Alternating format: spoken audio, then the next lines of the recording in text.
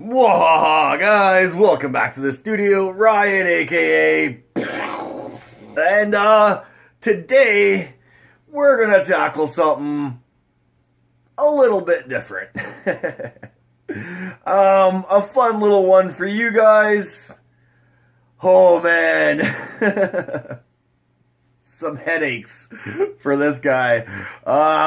Learned a lot on this project, and I'm gonna pass that knowledge on to you guys.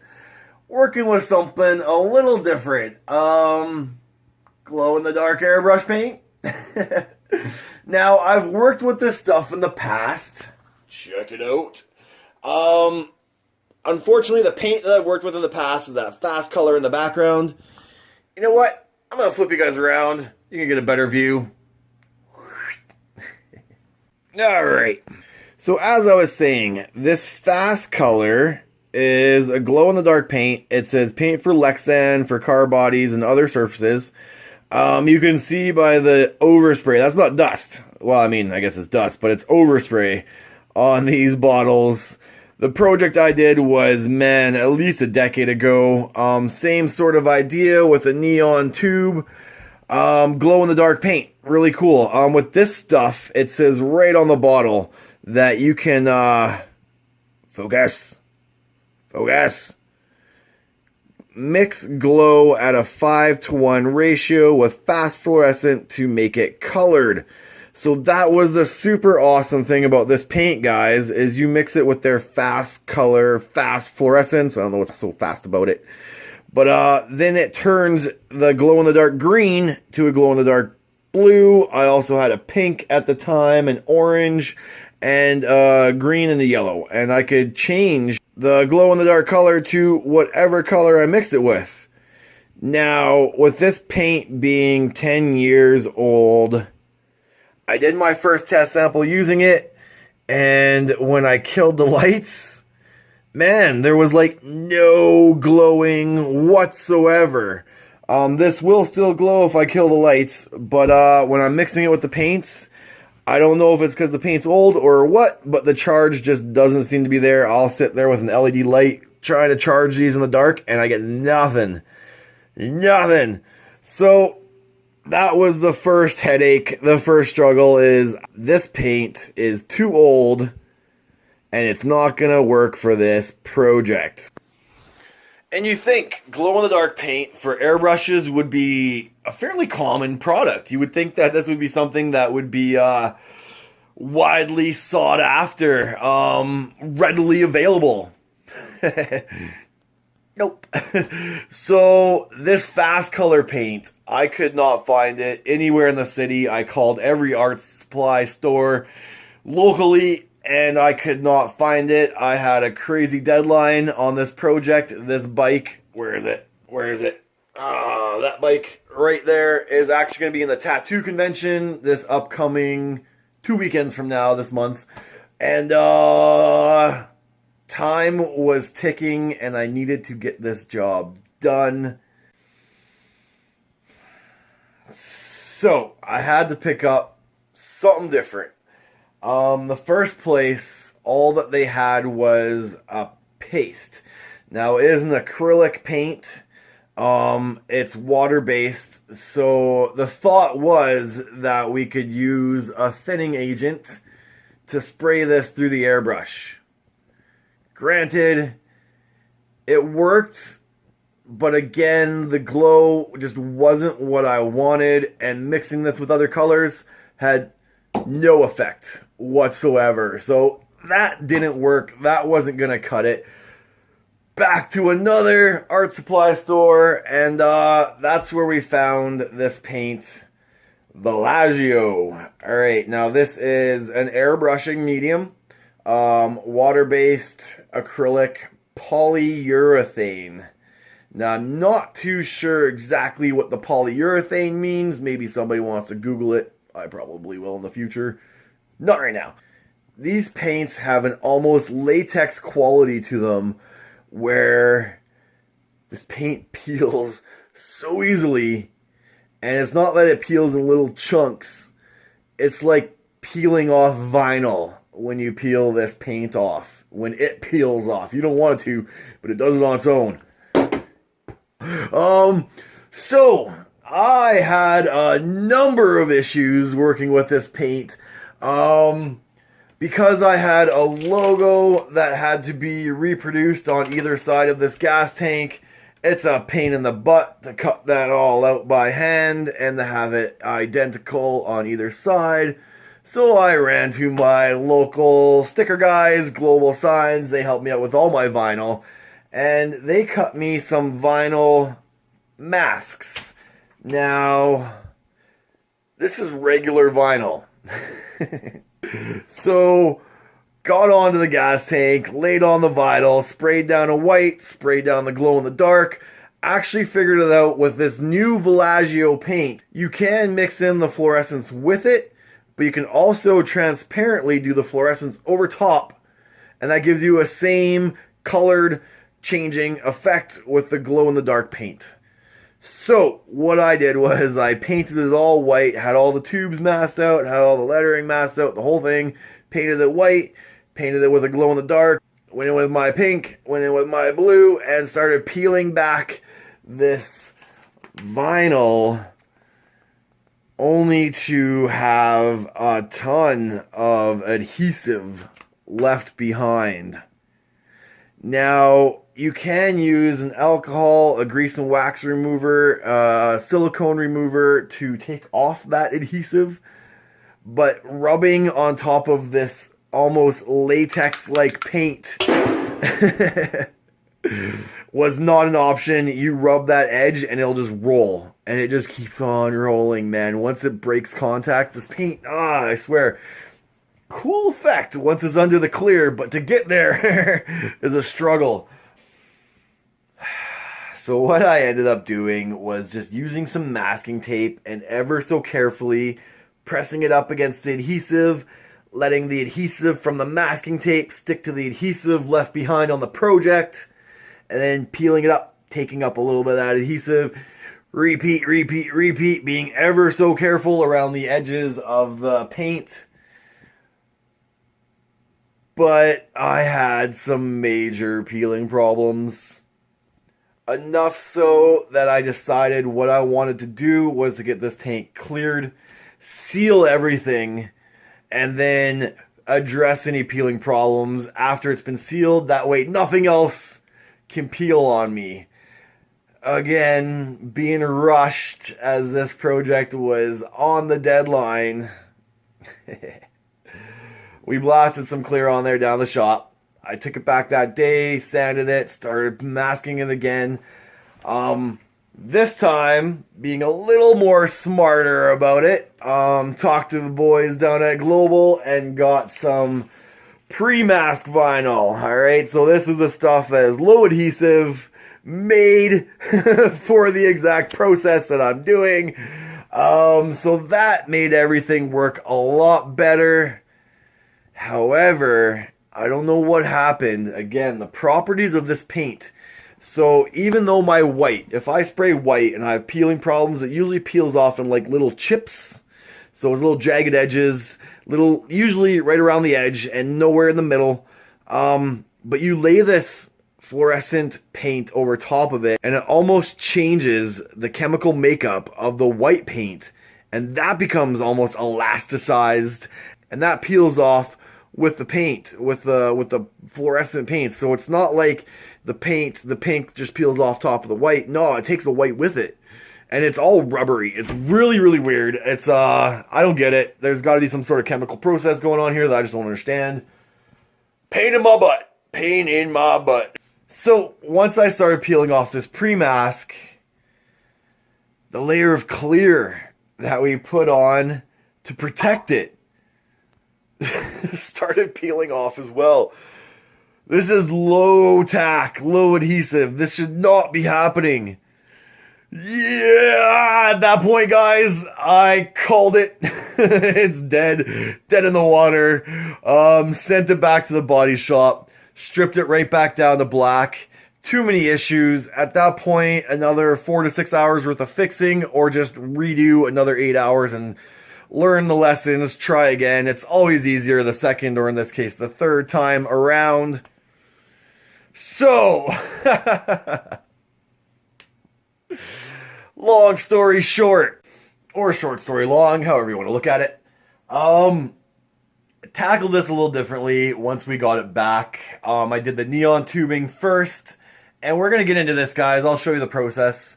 And then once the neon tubing was done and dry, no clears were applied, just enough drying time to where I was satisfied I could use this pre-mask over top of it. Not that stuff. Where'd it go? Pre-mask over top of it and not have it lift. Again, I did some test samples just to make sure I wasn't going to have any peeling problems with enough drying time.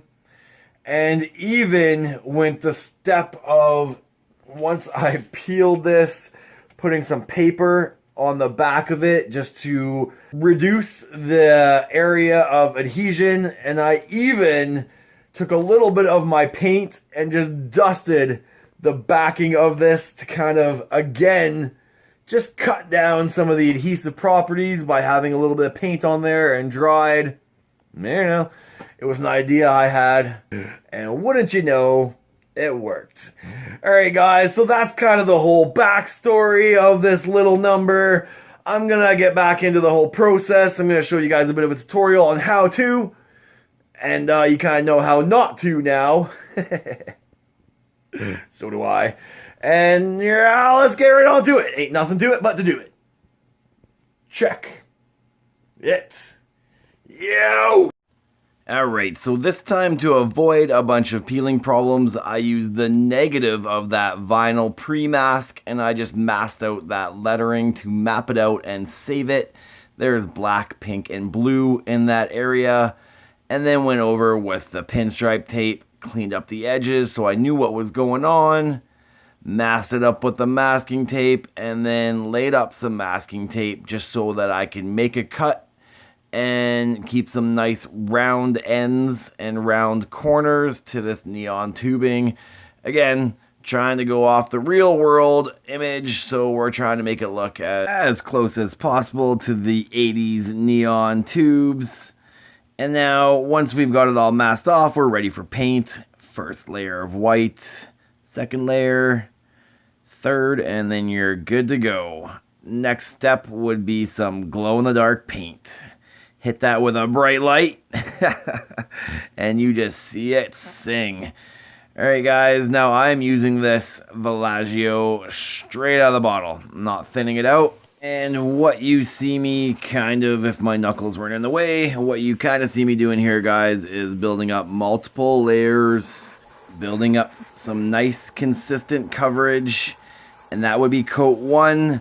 And I ended up doing, I kid you not, 12 coats of this in order to build it up so that once you killed the lights, you had a nice solid glow in the dark. It does kind of come out as a speckled pattern, and because of such a huge buildup of paint, I chased all my edges with my X-Acto knife before I peeled it, just to make sure I wasn't going to run into any more peeling problems.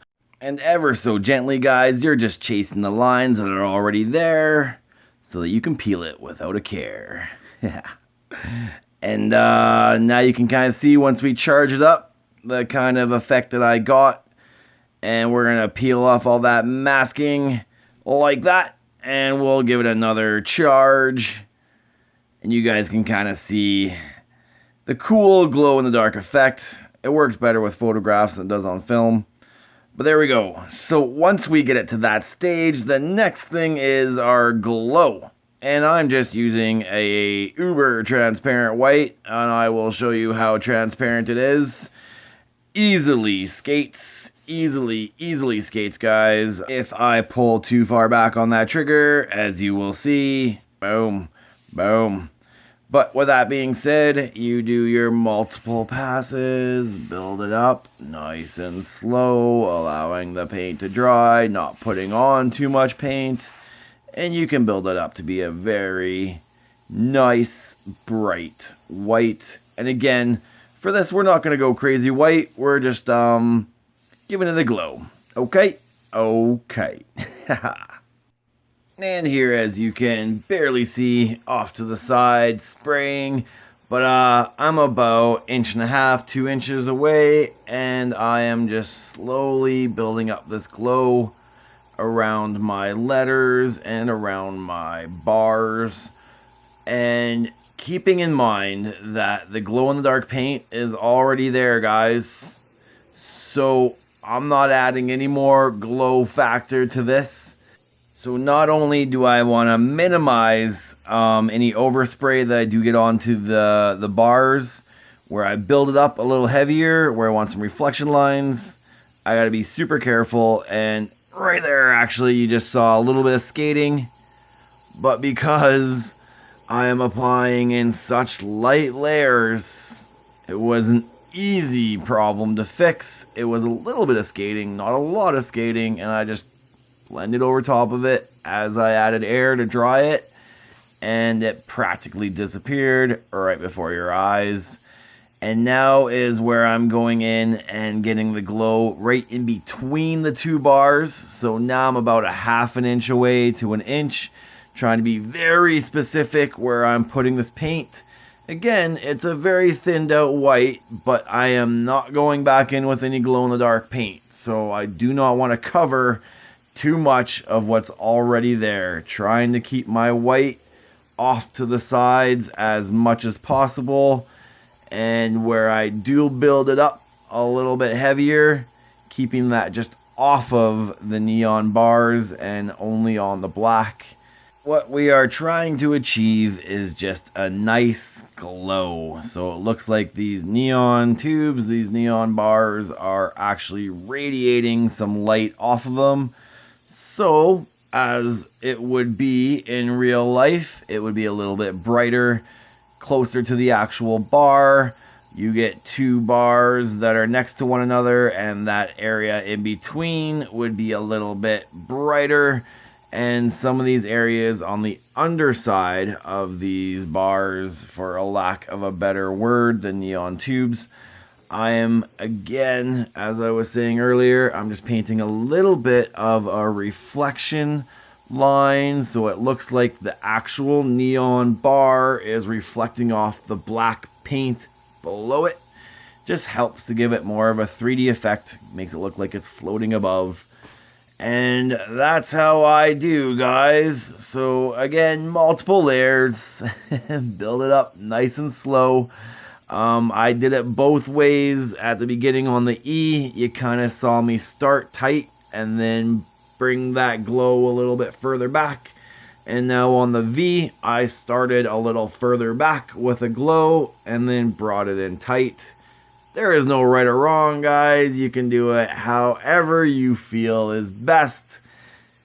Just keep those layers nice and light, and that will allow you to fine-tune it as you go, avoiding big problems by moving nice and slow.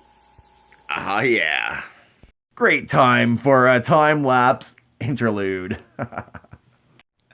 Yeah, rock on indeed. And we're just gonna blast through the tail end of this. I think you get the gist. And masking and saving these highlights is our next step. We want them to be the brightest part of this project, and in order to do so, we'll need our handy X-Acto knife, some masking tape, and our 1/16 inch fine line pinstripe tape. And like magic, aha! Now, rather than chasing this blade and running it through that tape and possibly cutting through the paint below it, what you see me doing is 3 pressure cuts. And that rounds it off just enough to fool the eyes. 1, 2, 3 pressure cuts, guys, even when I'm laying the tape down. 1, 2, 3. And that gets the job done quite nicely. Now, when you're working with bends, put your finger on the bend and try to allow that tape to move around that corner without pulling too hard or stretching the pinstripe tape. Otherwise, it will pull back on you, and this is really only for corners that are over 90 degrees. Now, when you're working with the V, which is definitely under, I recommend using your masking tape, pushing it down into your pinstripe tape to, again, Reduce the risk of this tape pulling back on you, and now ever so carefully trying to only cut through the tape and not through the paint below it. And this is the reason why I try to align the straight edge of the masking tape with the already straight edge of the pinstripe line. It just minimizes the amount of cuts that you got to make here, and then just kind of wedge the cuts onto the top of the pinstripe tape, and that will help to avoid any bumps in your lines. Once you start spraying your paint, it can build up against the different thicknesses. So if you just kind of wedge that out into the middle of the pinstripe line, it should avoid any unsightly hiccups in your line. And to ensure some good contact, just push that down before you start to spray, and we're on with the color. And 1, 2, 3, 4, 5, 6, 7, and 8. 8 drops of pink to 1, 2, 3, and 4 drops of thinner. So good ratio for you guys. We're just thinning it out a little bit, just helps it move through the airbrush. I like to first mix it with the paintbrush and then give her a pinch, which blows the air back into the cup, and that mixes everything in the little channel, the little reservoir below, and then give it a quick test. So right now I'm getting nice saturation and nice fades. Pretty happy with that. Again, making sure that this is all stuck down. So one last final check, and then we're on to spraying the paint.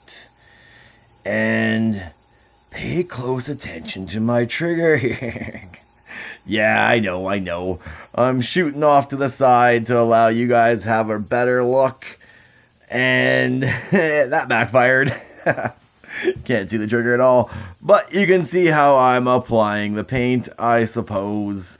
Slow and steady, multiple passes. And you can kind of see I am actually aiming for the edge of that neon bar, and that just blows that paint to either side, giving a nice blend. Either way, we are going to saturate this pink to the outside and tip dry. Focus? No.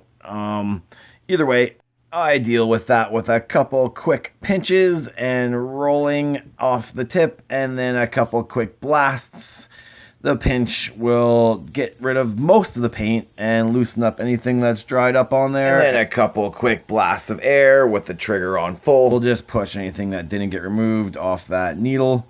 And then you're ready to proceed. And same thing, now we're moving a little further into the glow, so the brush comes a little further back, and we're starting to saturate it a little more. Pulling that trigger just a little bit further back, and allowing just a little bit more paint to flow through it. And when I'm doing these long lines, guys, you'll notice it's a few passes. I don't try to tackle it in one. And when we get into the other side, if you want, you can use a shield. I don't got time for that kind of stuff, so I'm gonna go ahead and, had to push that down again, because the air from the airbrush can pull this stuff and lift this stuff and push this stuff around. So keep a good eye on it, pay attention. And as I was saying before I got sidetracked by that little piece of pinstripe tape, once I move to the middle, now I really gotta be super tight with my paint and be very careful with where I'm applying it. Even keeping the brush a little more parallel to the line that you're trying to spray, so that little bit of overspray doesn't get too far onto your next piece, because if you look over to the 666, that next bar is going to be a nice bright blue, and if we get too much pink on it, then that thing's going to be purple. Not the look I'm going for. So be careful, take your time. It's not a rush. It's never a rush. Everything comes in its own sweet time. And don't get frustrated if you have to go back a few times. Maybe go back in with black because you got a little too white, or maybe you got a little too pink, or maybe you got some spiders. You know, take it as it comes, guys. Don't get too stressed. Take it in strife. We learn more from our failures than we ever do from our successes. And here we are, guys, going a little further into the black and really starting to saturate that pink. As we speed it up, you can kind of see it. Whoa, that happened kind of quickly. And into the blue. Onward and upward, we're jamming a lot of information into this video. This is the only tutorial I will be doing on neon tubing. So, take it as it comes. Take it in strife. I think I already said that. And you can kind of see, again, where I was telling you guys when I'm doing these lines down the middle, where I'm bang right next to the color beside it. I'm running that brush pretty close. I'm within a centimeter. And just on that edge of the neon bar there, and always paying close attention to the direction I've got this brush pointed. I have it pointed away from the pink. I do not want to get too much overspray at this point and have to do a complete redo. So definitely take your time, do it nice and slow. I know time lapses, but again, a lot of info for this one little video. And blending that ever so carefully into the pink and into the black areas, saturating it so that all that white is gone, and even going a centimeter past where my white glow was. Oh, here we got a little piece of hair that got stuck in there, so blowing air at it and using my finger to try to rub it off. And when that doesn't work, pick up the handy X-Acto blade, give it a little scratch ever so carefully, and you are good to go, ready to roll. Keep that flow and don't let go. Yeah. And as you see, starting right close to it on the edge of that neon bar, and then ever so carefully moving further away, another little piece that needs to be addressed. Get rid of them before you apply the paint. Once you apply the paint, that's going to be a high spot, and that can easily be sanded down in between clears. And that's just a little annoyance that you won't be able to fix if you're not doing your own clears. So take it from me. Been there, done that. Bought the t-shirt and sold it. And don't want to no more. And here we go. Again, nice and close. You'll notice as I'm going down around that corner, my brush starts moving around with it, keeping that brush parallel to that line. And the word for today is parallel. Parallelogram. Parallel universes. Hey, maybe there's one of them out there where I didn't completely butcher the logo on this gas tank. Oh, that's reassuring.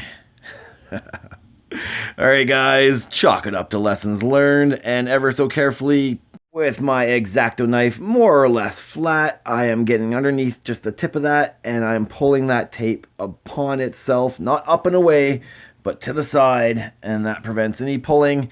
And we're going to want the ends of these and the middles to be a little bit brighter than the rest of it, so we're just going to ever so slightly, just the tiniest little bit of blue in a couple areas, which will really make the tips of it sing and pop, and the rest of it kind of blend. If you actually look at neon tubes, it's not a consistent glow. There are some areas that are a little bit darker, so play with it, have some fun. Same with the pink, keeping the corners brightest, the tips brightest, and just kind of using a little bit of pink in the middle sections. And again, just kind of gives more of a illuminated effect to the ends, to the tips. And that's how I do. At least that's how I done did it here, guys. And I will go back in where I have my blue and pink glow fading into one another. I did find that the pink over top of the blue just gave a nicer transition than the blue over top of the pink. So, that's a little tip. Store that one in the neon brain box for next time. And I hope you guys learned something. We're getting pretty close to the tail end of this. Last little bit of blends just in those glow areas. And that will conclude the neon bar portion of this tutorial. So I hope you guys learned a little bit, and after a quick charge, it's alive. And now onto the logo for the gas tank. Now I peeled back all the vinyl except for the black, masking out the pink, spraying that white, and then of course pink. And for this one, we mixed the fluorescent right in with the pink just to keep the layers from building up too much. Again, I had a lot of peeling problems with the first one, so trying to avoid that, masked up the blue once the pink was good and dry. Hit that with a white, and then of course the blue, and again mixing the glow in the dark paint in with the fluorescent paints at about a 5:1 ratio. 5 drops glow in the dark, 1 drop of the blue or pink. And finally, what we've all been waiting for. Totally tubular, dude. And I can't wait to see what this bike looks like under the moonlight. Rock and roll. Alright guys, that's it for this one. I hope you learned a little something. Let my lessons be a lesson to you. Always learning, guys. That's the beautiful thing about this job. It is never the same thing twice. It's always a progression. I'm always learning new things, new tricks, new ways to approach it. So I hope you guys are learning too. And with all that being spewed, not to be rude, like, follow, subscribe. Thanks for coming along for the ride. Cheers. And be sure to stay tuned, guys, as we're going to show this bike all assembled in its unnatural habitat down at the tattoo convention. And feel free to browse the BloodShot merch page, snag yourself up a uniform, and don't forget, guys, plenty of other videos. We've got the beginner series, airbrushing hacks, and plenty of tutorials. Cheers.